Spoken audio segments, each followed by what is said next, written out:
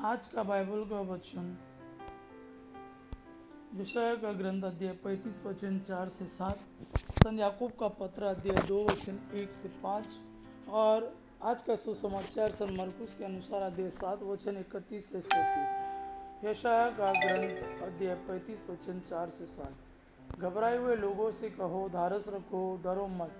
देखो, तुम्हारा ईश्वर आ रहा है, वह बदला चुकाने आता है, वह प्रतिरोध लेने आता है, वह स्वयं तुम्हें बचाने आ रहा है। तब अंधों की आंखें देखने और बहरों के कान सुनने लगेंगे। लंगड़ा हरिन की तरह छलांग मारेगा और गूंगे की जीभ आनंद का गीत गाएगी। मरुस्थल में जल की धाराएं फूट निकलेगी, रेतीले मैदानों में नदियां बह जाएगी, सूखी धरती झील बन जाएगी और प्यासी धरती में झरने निकलेंगे। जहाँ पहले सियारों की मान थी, वहाँ सरकंडे और बैंत उपजेंगे। आज का सुसमाचार सन याकूब के अनुसार आज का दूसरा वचन सन याकूब का पत्र अध्याय 2 वचन 1 से 5। भाइयों, आप लोग हमारे महिमान्वित प्रभु ईसा मसीह में विश्वास करते हैं, इसलिए भेदभाव और चापलूसी से दूर रहे।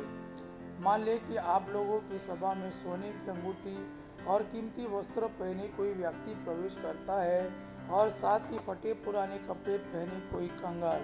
यदि आप कीमती वस्त्र पहने व्यक्ति का विशेष ध्यान रखकर उससे कहे, आप यहाँ इस आसन पर विराजिए, और कंगाल से कहे, तुम वहाँ खड़े रहो या मेरे पावदान के पास बैठ जाओ, तो क्या आपने अपने मन में भेदभाव नहीं आने दिया और गलत विचार के अनुसार निर्णय नहीं किया?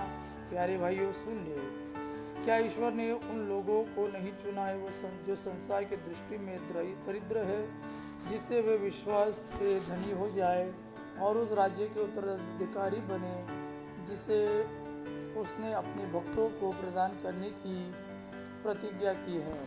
आज का सुसमाचार सन मरकुस के अनुसार अध्याय 7 वचन 31 से 37।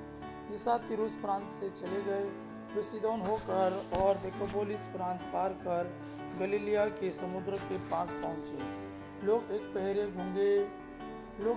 गूंगे को उनके पास ले आए और उन्होंने यह प्रार्थना की कि आप उस पर हाथ रख दीजिए।